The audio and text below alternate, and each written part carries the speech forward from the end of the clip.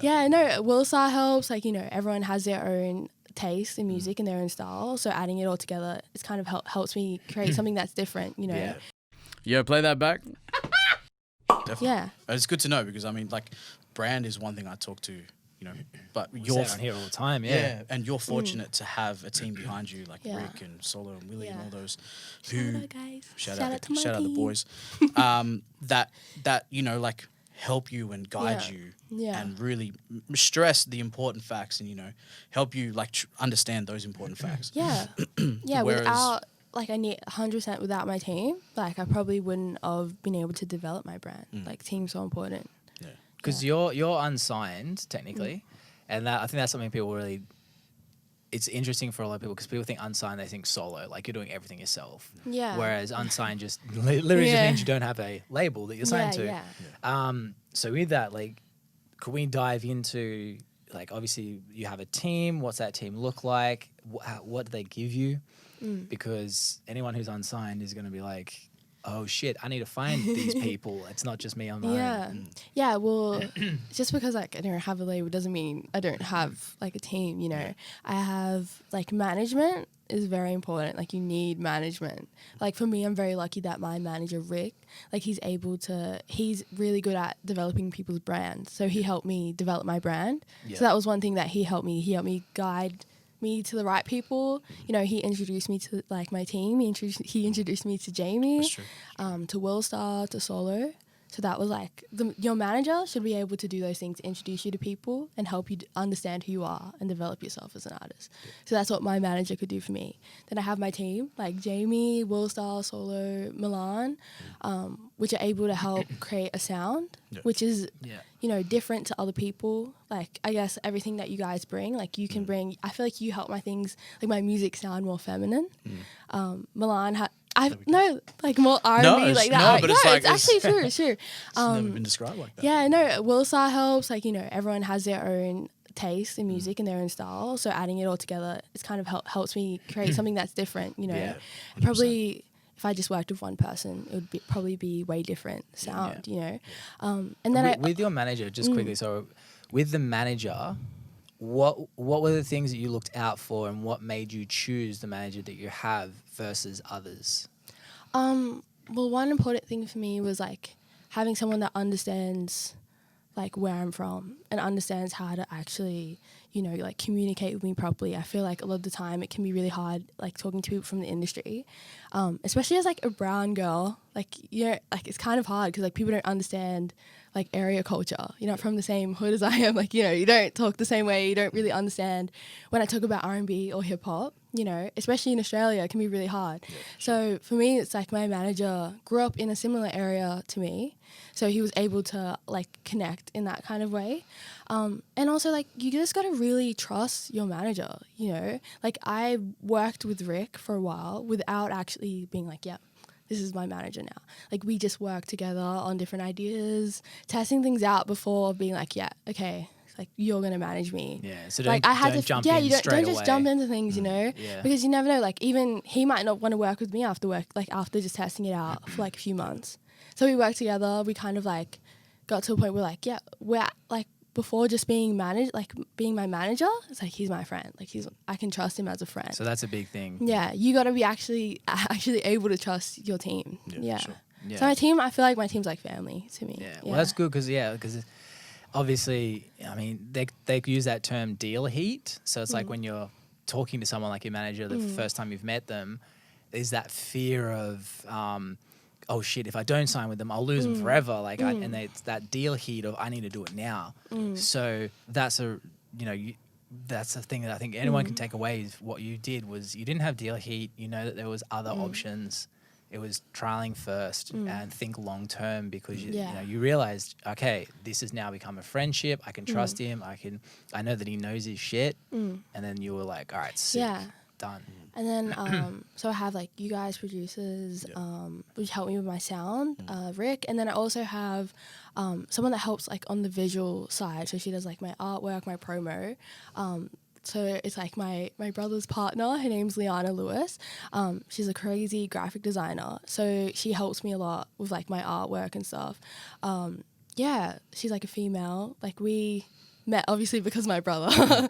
But yeah, like she's my family already. So having her like really helps, just like, you know, like she helps me with my artwork, but then when it comes to videos, with working with different people that film videos, she's able to say, well, this is artwork. Your videos need to match the visual side of like what we're creating here. Yeah. You know, and she works with Rick as well with my brand. She is like the visual side of like what his ideas are. Like she needs to be seen like this. Then she can take that and go into visually like her artworks need to look like this and look like this, you know? Yeah, cool. Yeah. Sounds like a pretty good team around Yeah, you. solid team. That's starting to explain the success. Yeah, that's good. Yeah, because I mean, speaking of like, I mean, like obviously like on Spotify and stuff, you know, like you haven't really done like super promo stuff for the songs that you released, like 2560 and Girl Like Me. It was like super organic, hey? Yeah, everything's been pretty organic. Like, especially we don't have a label behind us. It's all just, I think a lot of it was just like putting out music and then testing the waters and being like, hey, people actually will they like this sound? Yeah, sure. And putting out that first 2560, it was like, yeah, okay, this is a vibe. We'll just keep going in this direction. Yeah. And what did you derive from with 2560? Why people liked it and how? Because obviously, like, I mean, you can have a banger song, but if you can't reach anyone, you can probably you might think, oh, this was a shit song, but it's, you know, well, 10 people only heard it, and those 10 are into like rock, not not R&B. So how did you figure out, one, how to get it the reach, and then what were the things that you were looking for other than just streams that made you go, all right, this is a pretty good song that people connect to? Well, like I've been doing music for a while, and like I kind of have a bit of support from Triple J. So I know Triple J will support my stuff. Put on Triple J Unearthed. I know that like people can find it there from the industry and they can help pay it. But then I also had like a pretty decent following, nothing crazy, but enough to know that if you guys all listen to my song a few times, I would get a decent amount of streams. Yeah. So that's how I thought. It's like I already have kind of a following. I can just put music out there and trust that the people that follow me now are like the first supporters before I get any sort of crazy following. So I know that they're actually invested in listening to what comes out. And that's important. That's cool. Yeah. So I guess I kind of just put music out, and I think the reason people like it maybe is because it's not too serious. It's very easy to listen to. It's like very accessible for a lot of people. I think like coming from the area, a lot of music can be very like staunch, and I like people love that. I love that, you know. But like I drill think and stuff. yeah, That's really poppin'. I think so. Then I think like taking that and being like, oh, like making it chill version, like a lot more happier, you know. Yeah. I think it's more fresh. And that hasn't been done before. So yeah, and I think the sound's pretty fresh too. I don't think there's many people doing this here in Australia. Here in Australia. Yeah. Because I mean, that's what I mean. That's something like when we have sessions where it's like Wilster solo and I and you all in the same room. It's something that we really try and work on. It's like, okay, well, like cool, like we'll have a basic idea, which most of the time is just like chords, basic drum groove that we've done here, and like the vocals, and then we'll go and with Wilster and solo, we'll be like, okay, well, like how can we like. For lack of a better word, how can we fuck this up? Like, how can we go in on this and be like completely different to everything that everyone's doing right now? Like, where are we drawing our inspiration from? How are we moving the music? How are we making making it change? Yeah, which I think is super important. You know, like that whole like it. You know, it's work for artists where you have one producer and one artist, and they're like. That like it's just those two, like they're on the come up, they come up together, you know, it's amazing. But some like collaboration is so important, and that was one of the first things Rick asked me before we did our first session. It was when we did our first session.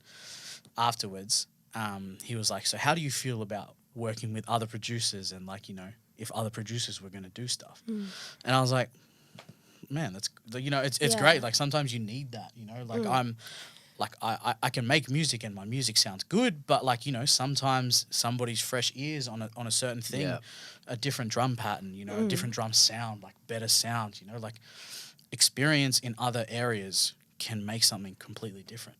Yeah, really I feel like for me being put in like a room with you guys, like I feel like I had like my perspective on things, but then being able to hear other people's ideas, it really helps, you know, like develop yourself and grow as an artist. That's how I feel like that's what you guys help me with. Hey guys, while he's trying to write a really cool and creative outro for this, I'm just going to say, hit that like button. It helps the algorithm. And subscribe, because I would love it if you did. Yeah. Was that your belly?